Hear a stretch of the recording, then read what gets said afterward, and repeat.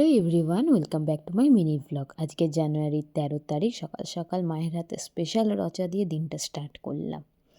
আর তোমাদের বলেছিলাম না ওই ফুলটা ফুটে যাবে দুদিনের মধ্যে? দেখো আজকে দুটো কুঁড়ি ফুটেছে। গাছে ফুল ফুটলে না বেশ ভালো লাগে দেখতে। এরপরে তোমরা কি দেখে বুঝতে পারছো যে আমি কি বানাতে চলেছি? একটু গেস করো।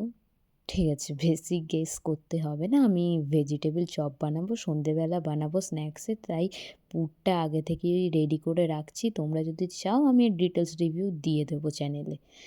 এরপরেই আমি পুরটা নাবিয়ে রাখলাম। তারপর আমি চান করে আজকে পুজোটা সেরে নিলাম।